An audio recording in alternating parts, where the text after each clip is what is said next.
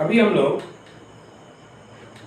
पदार्थ एवं विकिरण की द्वैत प्रकृति पाठ का अगला वीडियो देख रहे हैं और इस वीडियो में हम लोग जो पिछला वीडियो जो इंट्रोडक्शन था, परिचय था, उसके कुछ पॉइंट को लेके आगे बढ़ेंगे। एक चीज़ और हम बताना चाहेंगे, ये पाठ छोटा पाठ है और आप इसे सुन के आसानी से समझ सकते हैं और अच्छे मार्क्स को प्राप्त कर सकते हैं। ध्यान से सुनिए और नोट्स इसका तैयार कर लीजिए। सबसे पहले हम लोग dual nature of matter and radiation माने पदार्थ एवं विकिरण की द्वैत प्रकृति। द्वैत प्रकृति, द्वैत का मतलब दो प्रकृति की बात हो रही है। जब यहां हम दो प्रकृति की बात कर रहे हैं तो ये जो है दो प्रकृति कौन सी है? एक है तरंग प्रकृति और दूसरा है कण प्रकृति। ध्यान से सुनेंगे बात को। यहां दो प्रकृति की बात हो रही है, माने पदार्थ में भी दो प्रकृति है और विकिरण में भी दो प्रकृति है। तो ये पदार्थ में भी दो प्रकृति है और विकिरण में भी दो प्रकृति है। ये विकिरण हम लोग इसमें विकिरण को सबसे पहले लेके चलेंगे, बाद में पदार्थ के बारे में पढ़ेंगे। इसमें दो प्रकृति है, तरंग प्रकृति और कण प्रकृति। तो विकिरण की बात हम करते हैं। सबसे पहले हम विकिरण का अध्ययन करेंगे। जो हम विकिरण का बात कर रहे हैं उसमें आप प्रकाश को भी समझेंगे। प्रकाश भी एक प्रकार का विकिरण है। सबसे पहली बात, ये तरंग प्रकृति, इसमें बता रहा है कि ये द्वैत प्रकृति है, तरंग प्रकृति, कण प्रकृति। थोड़ा सा सोचिए इसके बारे में। प्रकाश चलता है तो फैलता है, तो जब ये फैलता है तो फैलने का मतलब तो तरंग है। तो ये तरंग, प्रकाश में तरंग का गुण है, ये हमें बुझाता है। लेकिन ये हमें समझना है कि प्रकाश में कण कहाँ है, इसके बारे में समझना है कि आखिर प्रकाश में, चूंकि ये दो प्रकृति बता रहा है, तरंग प्रकृति और कण प्रकृति, तो तरंग तो समझ में आया कि प्रकाश चला फैल गया, तरंग है। लेकिन प्रकाश में कण कहाँ है, इसकी बात को समझना है कि ये कहाँ से मालूम चलता है, इसकी व्याख्या कैसे होती है, ध्यान से समझेंगे। जैसे जब आप इसको समझते हैं तो सबसे पहले अब हम ये जाने कि आखिर इसके कण की प्रकृति के उल्लेख कहां से शुरू हुई। तो सोचना शुरू करते हैं जहां से इसका प्रारंभ हुआ। तो अभी हम इस पाठ में विकिरण या प्रकाश के अधिकतर हम कण प्रकृति का अध्ययन करेंगे। अब ध्यान रखेंगे, उसके बाद पदार्थ के बारे में भी हम लोग पढ़ेंगे। तो सबसे पहला चीज अभी हम आपको बता दें, तो सबसे पहले 1675 में न्यूटन ने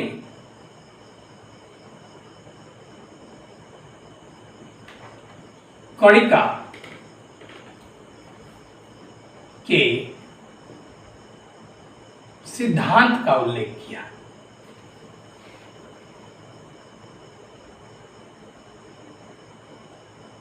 प्रकाश के लिए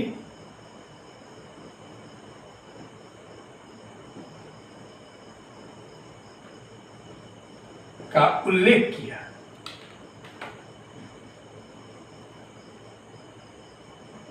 एक चीज, कणिका मतलब कण, इसका संबंध कण से है।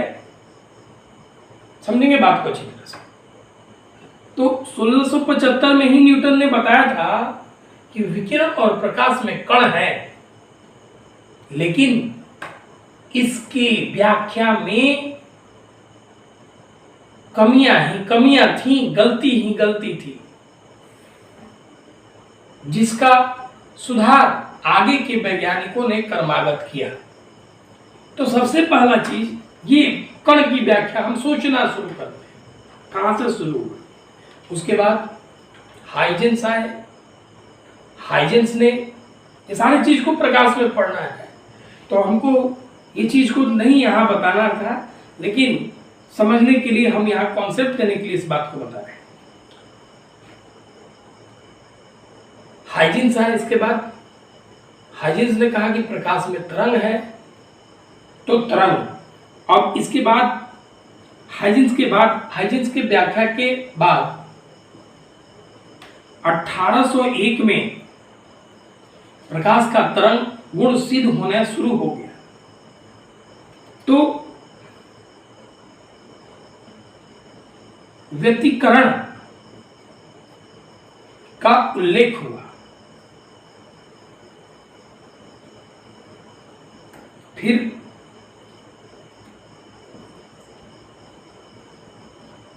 विवर्तन का उल्लेख हुआ, ध्रुवण का उल्लेख हुआ, इंटरफेरेंस, डिफ्रैक्शन, पोलराइजेशन, इसको अंग्रेजी में कहते हैं। ये तीनों प्रकाश का गुण है, लेकिन ये वो प्रकाश का गुण है जो तरंग प्रकृति की व्याख्या करता है।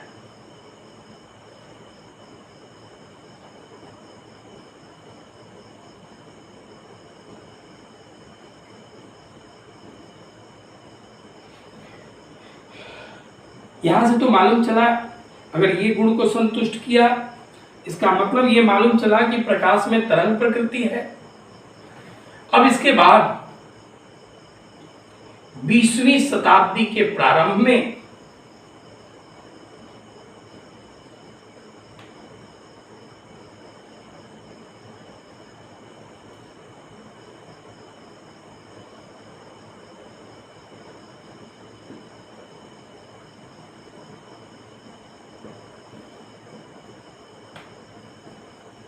इसके लिए तो बहुत सारे वैज्ञानिकों का योगदान है, लेकिन सबसे ज्यादा इसके श्रेय को आइंस्टीन ले जाते हैं। 20वीं शताब्दी के प्रारंभ में प्रकाश वैद्युत उत्सर्जन की व्याख्या हुई, जो प्रकाश के कण प्रकृति का उल्लेख करता है। अभी हम प्रकाश वैद्युत उत्सर्जन बताने जा रहे हैं, जो प्रकाश के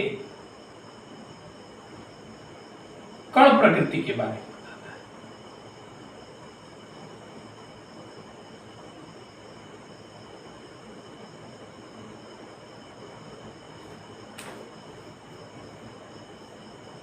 प्रकाश के कण प्रकृति से संबंधित है।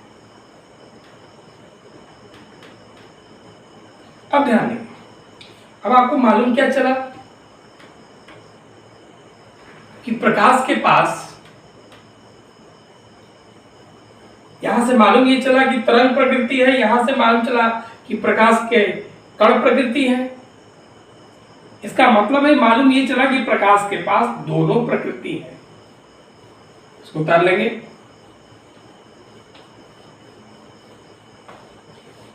अतः हमें यह ज्ञात होता है कि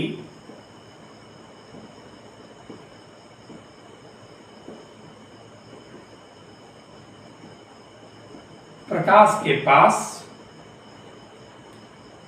दोनों प्रकृति अर्थात कण प्रकृति एवं तरंग प्रकृति दोनों है। इसलिए हम कह सकते हैं कि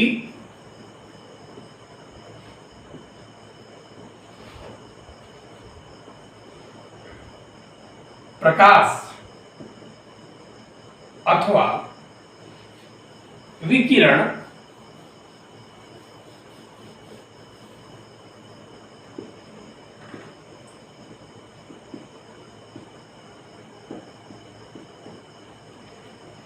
द्वैत प्रकृति का पालन करता है।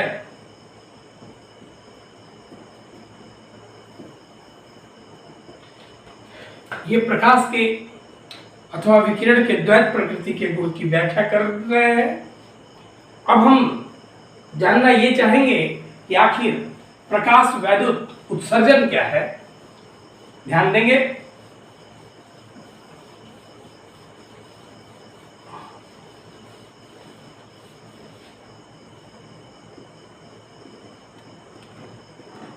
प्रकाश वैद्युत उत्सर्जन, फोटो इलेक्ट्रिक इमिशन। अब देखिए, मान लिया जाए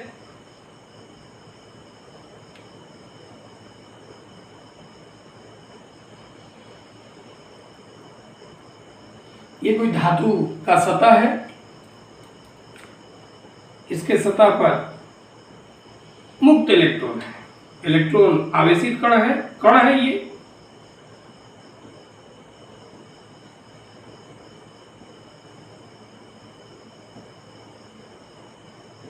मुक्त इलेक्ट्रॉन जब इस धातु के सतह पर पर्याप्त आवृत्ति का विकिरण अथवा प्रकाश आपतित होता है,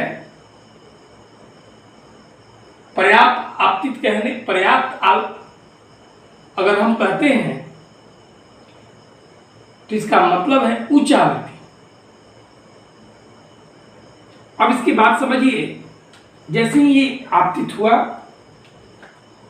तो यहां से इलेक्ट्रॉन बाहर निकल जाते हैं।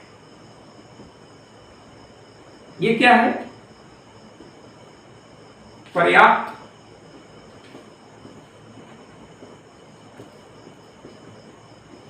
आवृत्ति का विकिरण या प्रकाश। अब देखिए आप, अब ये देखो, जैसे ये इलेक्ट्रॉन निकला, पर्याप्त आवृत्ति कहने का मतलब उच्च आवृत्ति।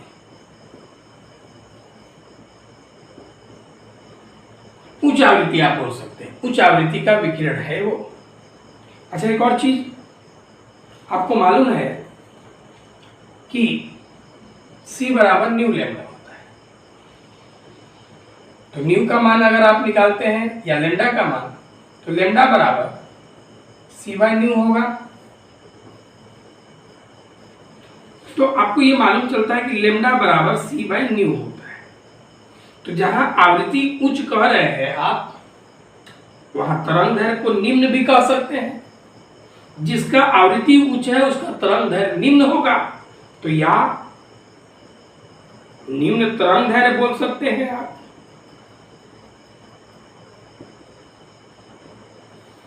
तो अगर आप बोले उच्च आवृत्ति का विकिरण या निम्न तरंग दैर्घ्य का विकिरण आपतित होता है। अच्छा, एक और चीज आप E बराबर h न्यू जानते हैं आप।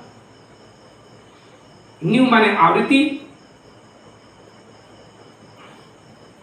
अगर आवृत्ति उच्च है, न्यू उच्च है, तो ऊर्जा भी उच्च होगा।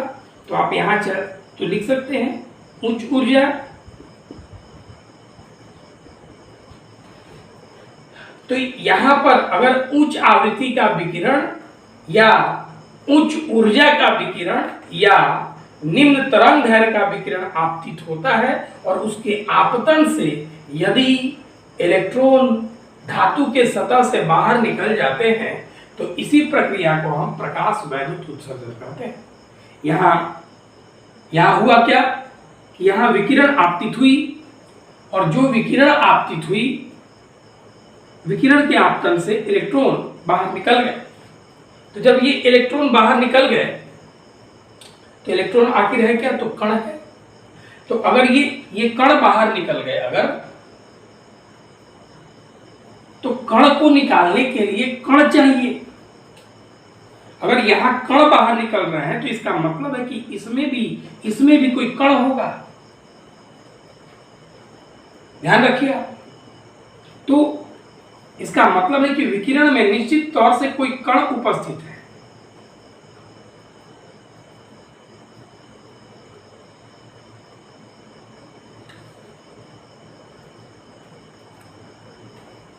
ये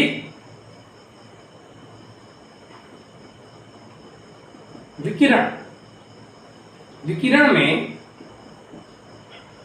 निश्चित रूप से, यहां आपको समझ में आता है,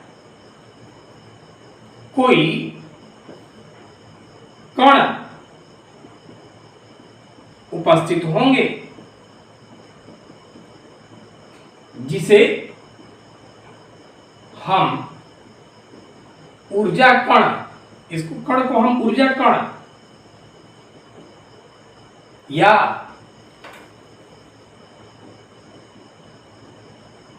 ऊर्जा पैकेट, यही कण है जिसे आप ऊर्जा कण कहिए या ऊर्जा पैकेट कहते हैं, या फोटोन या क्वांटा कहा जाता है। इसी कण को आप फोटोन कहिए, ऊर्जा पैकेट कहिए या क्वांटा कहिए, इसी कण को कहा जाता है। तो इसका मतलब यह है कि जो विकिरण हमारे पास आ रही है उसमें ऊर्जा के पैकेट है जिसको आप ऊर्जा कण कह सकते हैं। यही कण जब सतह से टकराता है तो ये इलेक्ट्रॉन इससे ऊर्जा ग्रहण करके बाहर निकल जाते हैं। इस प्रक्रिया को हम प्रकाश वैद्युत उत्सर्जन कहते हैं। इससे पता चला कि इसमें कोई कण उपस्थित है। अब देखिए, अभी हम लोग इस फोटोन के गुण के बारे में पढ़ेंगे कि आखिर फोटोन का गुण क्या है।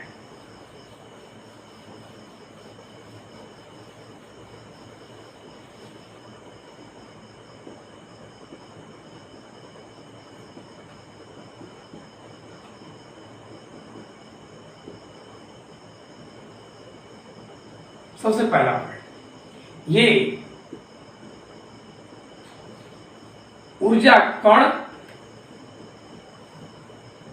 या ऊर्जा पैकेट है।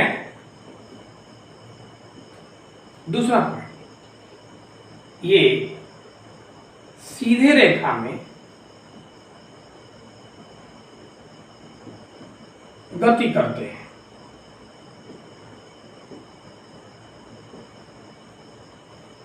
तीसरा पॉइंट, ये विद्युतीय उदासीन होते हैं क्योंकि ये वैद्युत क्षेत्र अथवा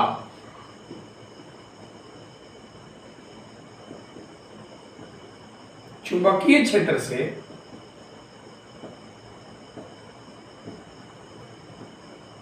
विचलित नहीं होते।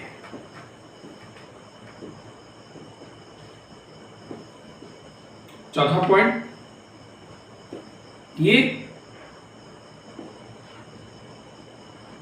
प्रकाश के जाल से गति करते हैं।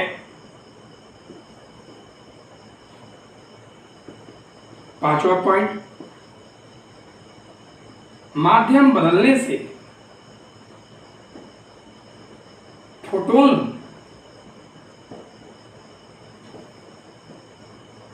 के चाल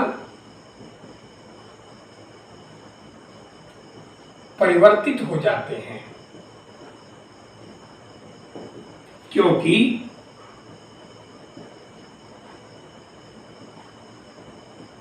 माध्यम बदलने से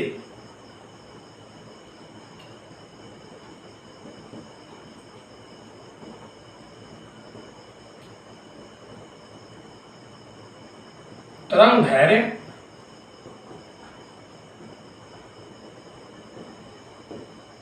बदल जाता है। माध्यम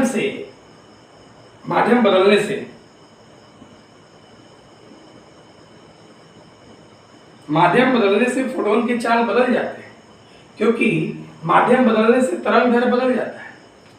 ये आप याद रखेंगे, बहुत इंपॉर्टेंट ऑब्जेक्टिव भी है। माध्यम बदलने से तरंग दैर्ध्य बदल जाता है, जिसके कारण प्रकाश का या फोटोन का चाल भी बदल जाता है। ये आप ध्यान देंगे।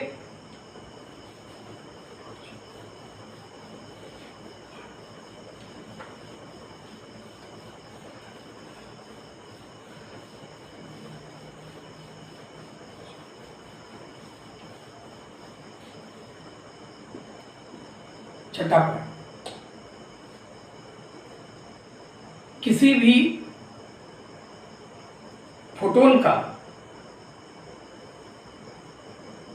माध्यम बदलने पर आवृत्ति में कोई परिवर्तन नहीं होता है।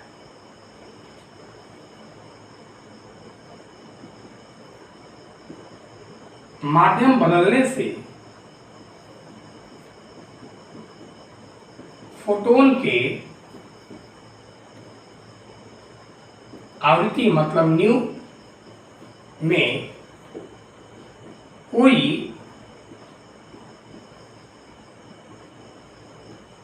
परिवर्तन नहीं होता है। अब देखिए, फोटोन का ऊर्जा होता है E बराबर h न्यू। आपको ये मालूम है कि न्यू का मतलब आवृत्ति बदलता नहीं है, h स्थिरांक ही है, तो आवृत्ति नहीं बदलेगा, h नहीं बदलेगा, तो इसका मतलब ऊर्जा में भी किसी प्रकार का परिवर्तन नहीं होगा। अतः हम कह सकते हैं कि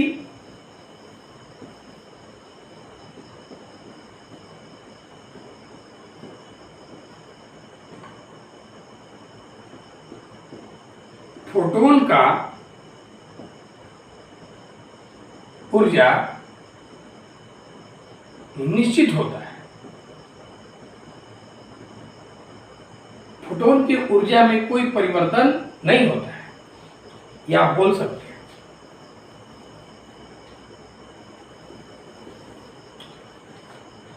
सातवां पॉइंट, प्रत्येक फोटोन का ऊर्जा उसके आवृत्ति से संबंधित होता है और ये दोनों एक दूसरे के सीधा समानुपाती होते हैं। प्रत्येक फोटोन का ऊर्जा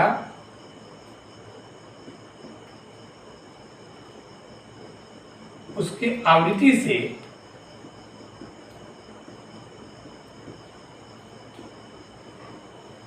संबंधित होता है और ये एक दूसरे के सीधा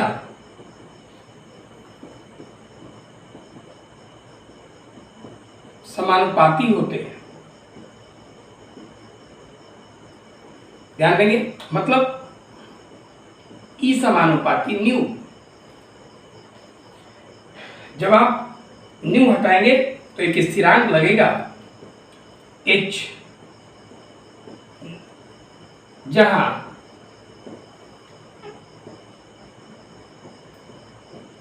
h एक समानुपाती स्थिरांक है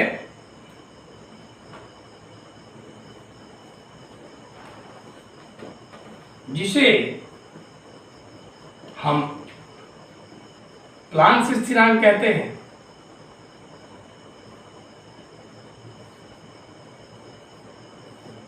और आप जान लें h का मान 6.63 गुना 10 का पावर -34 जूल सेकेंड होता है। ये प्लांक्स स्थिरांक का मान है। और इन्होंने कहा क्या कि फोटोन का ऊर्जा निकालना हो तो वो E बराबर एच न्यू से आप ऊर्जा ज्ञात करेंगे। और एक चीज आपको मालूम है,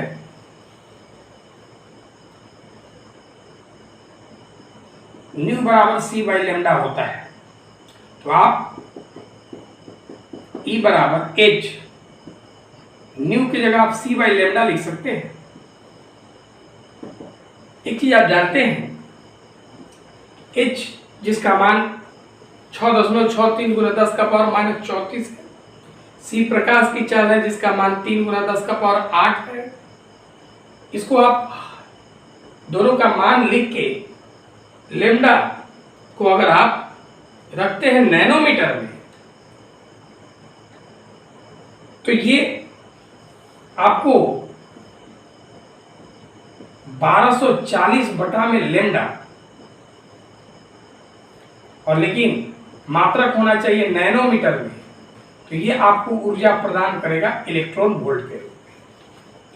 फोटोन का ऊर्जा आप चाहें तो इसमें लेमडा नैनोमीटर में रख दें तो आपको तुरंत भाग लगाएंगे तो आपको फोटोन का ऊर्जा प्राप्त हो जाएगा।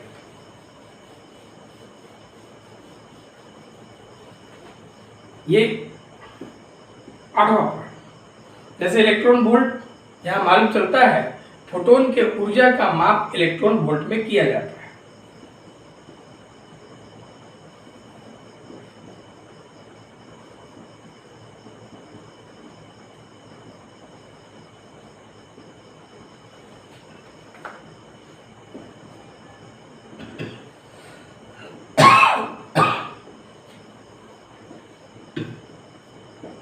किया जाता है, मतलब इलेक्ट्रॉन वोल्ट भी ऊर्जा का मात्रक है।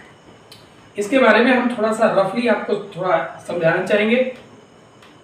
जैसे आप जानते हैं कि V बराबर होता है W बाई क्यू,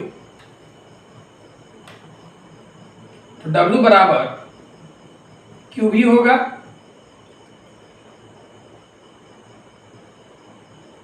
मात्रक तुलना करते हैं। W माने कार्य, कार्य का मात्रक जूल,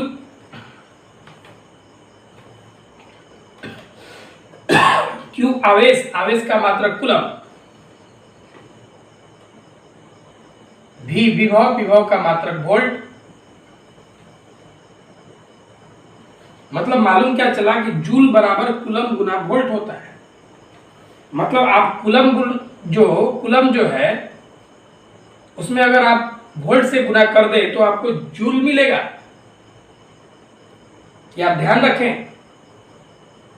तो अगर ये जूल जो है अगर ऊर्जा का मात्रक है तो ये कूलम वोल्ट भी ऊर्जा का मात्रक है। क्यों? क्योंकि कूलम वोल्ट किसके बराबर है? जूल के बराबर है। तो अगर ये ऊर्जा का मात्रक है तो ये भी ऊर्जा का मात्रक है। ये आप याद रखेंगे कि कूलम वोल्ट भी जो है वो ऊर्जा का मात्रक है। अब देखिए, जैसे ये भी हम बता दें कि इलेक्ट्रॉन वोल्ट भी ऊर्जा का मात्रक है। अब देखिए, मान लीजिए कि 1 इलेक्ट्रॉन वोल्ट की बात आ रही है, तो आप इसको क्या लिखेंगे? 1 इलेक्ट्रॉन गुना 1 वोल्ट।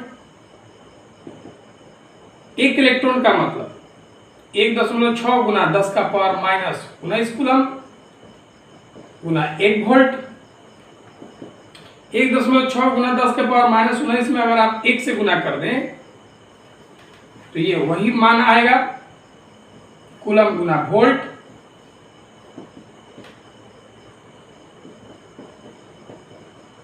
कूलम गुना वोल्ट की जगह आप क्या लिख सकते हैं? जूल।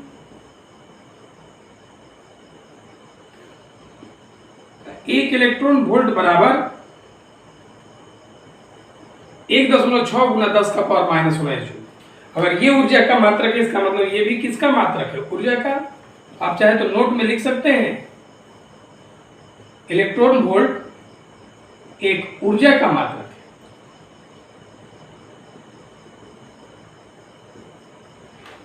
ये ऊर्जा का मात्रक है, ये आपको याद रखना है। और 1 इलेक्ट्रॉन वोल्ट बराबर 1.6 गुना 10 का पावर माइनस 19 जूल होता है।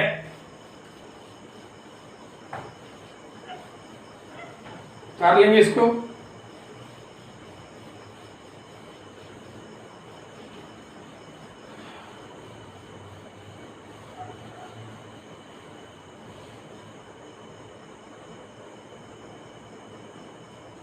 नौ पॉइंट देखते हैं। फोटोन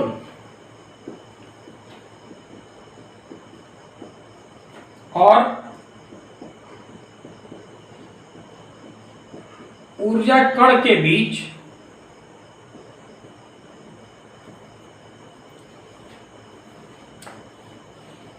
का संघट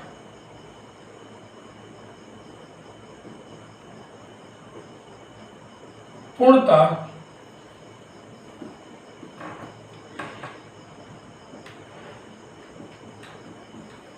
प्रत्यास्थ होता है। पूर्णतः प्रत्यास्थ होता है मतलब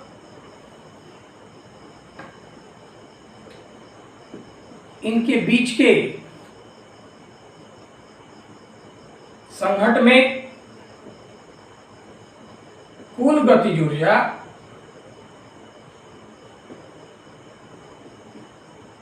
एवं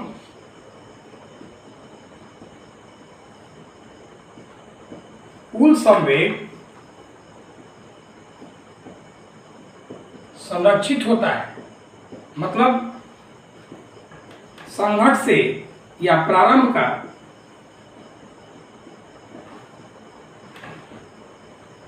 कुल संवेग बराबर अंतिम का कुल संवेग। फर्स्ट ईयर में पढ़े थे प्रत्यास्थ संघट, कुल संवेग और कुल गतिज ऊर्जा दोनों संरक्षित होता है। प्रारंभ का कुल संवेग बराबर अंतिम का कुल संवेग, या यहां लिख सकते हैं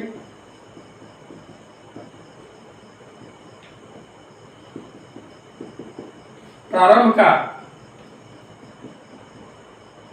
कुल गतिज ऊर्जा बराबर अंतिम का कुल गतिज ऊर्जा। यह हुआ। अगला पॉइंट इसका कि फोटोन का द्रव्यमान निश्चित नहीं होता है।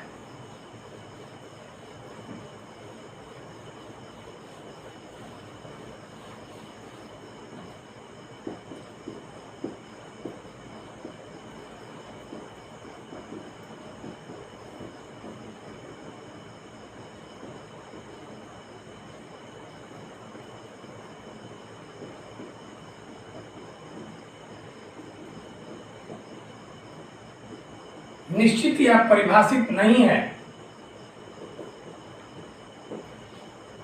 परंतु फोटोन का द्रव्यमान निश्चित या परिभाषित नहीं है।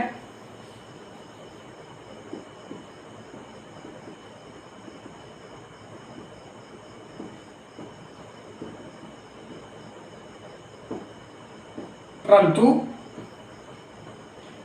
फोटोन का स्थिर द्रव्यमान शून्य होता है। फोटोन का जो स्थिर द्रव्यमान है वो शून्य होता है, ये याद रखेंगे।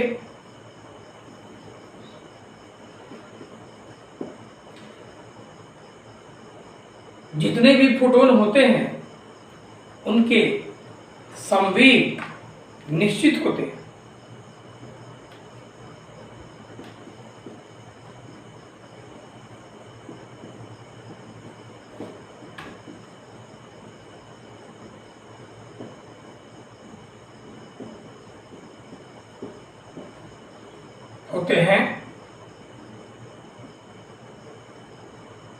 जिसका संबंध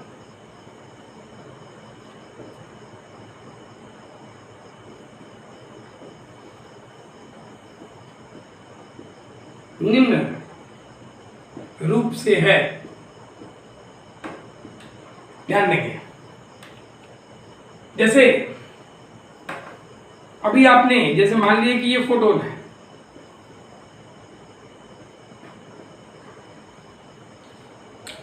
इस फोटोन का ऊर्जा प्राप्त करने के लिए अभी आपने सूत्र लिखा E बराबर एच न्यू।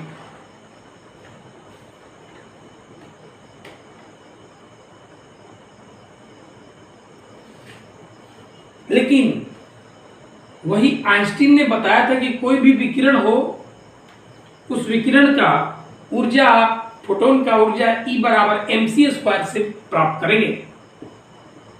परंतु हम जानते हैं कि इसका ऊर्जा आप E बराबर mc² से प्राप्त करेंगे। E बराबर mc²। ध्यान दीजिएगा इधर, ये हमने कहा इसको हम मान लेते हैं समीकरण 2। तो ये भी जो है इसी विकिरण का ऊर्जा है और ये भी इसी विकिरण का ऊर्जा है, ये दोनों ऊर्जा बराबर है, E और E बराबर है। तो हम समीकरण 1 और 2 से हम लिख सकते हैं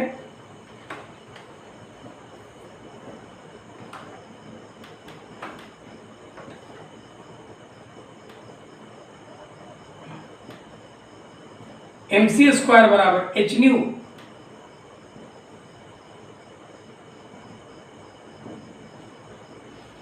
अब इसके बाद देखिए, आपको मालूम है कि न्यू का मान होता है c बटा लेमडा।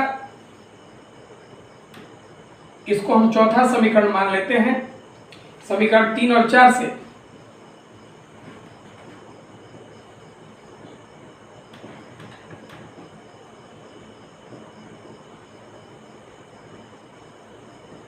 mc² बराबर h, न्यू की जगह c बाई लेमडा लिख लीजिए, एक c से एक c कट जाएगा, m इंटू c बराबर h बाई लेमडा।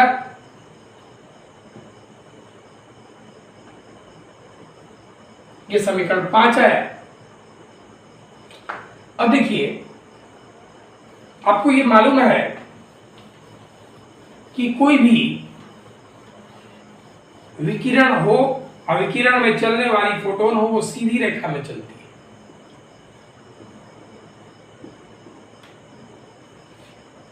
तो जब ये सीधी रेखा में चलती है तो इसमें दूरी और विस्थापन दोनों बराबर है। तो जब दूरी विस्थापन बराबर है तो चाल और वेग भी बराबर होंगे। तो आप चाहे तो वेग की जगह आप चाल लिख सकते हैं।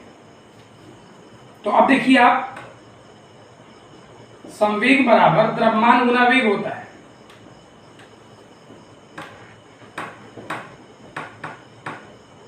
और आप चाहे तो वेग की जगह आप चाल लिख सकते हैं। संवेग p है, द्रव्यमान हम इसका m मान लेते हैं और ये प्रकाश के चाल से चलता है, अभी हमने पढ़ा था। और इस चाल की जगह आप c लिख सकते हैं, m इंटू सी। इसको हम मान लेते हैं समीकरण 6। तो 5 और 6 से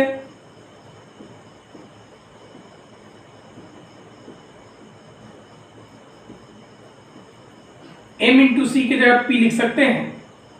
तो p बराबर हो गया h बाई लेमडा। आप यहां से चाहें, ये संवेग तो निकल गया, आप चाहे तो लेमडा का मान निकाल सकते हैं। तो लेमडा बराबर हो जाएगा h बटा p। आगे इसका उपयोग करेंगे हम लोग डी ब्रोगली तरंग दैर्ध्य में।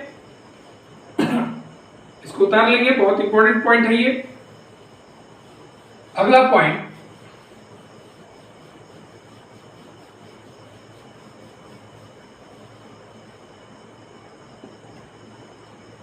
जो 12वां पॉइंट है, तीव्रता को यदि आप बढ़ाते हैं तो उसमें फोटोन की संख्या बढ़ जाती है,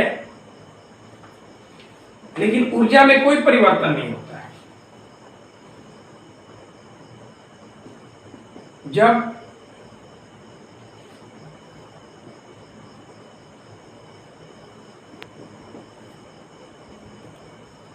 विकिरण अथवा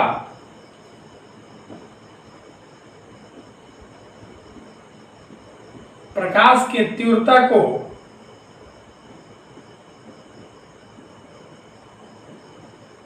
बढ़ाया जाए तब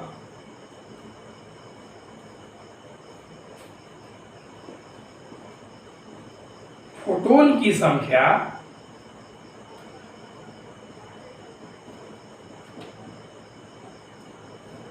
बढ़ जाती है। फोटोन की जो संख्या है वो बढ़ जाती है, परंतु ऊर्जा में कोई परिवर्तन नहीं होता है।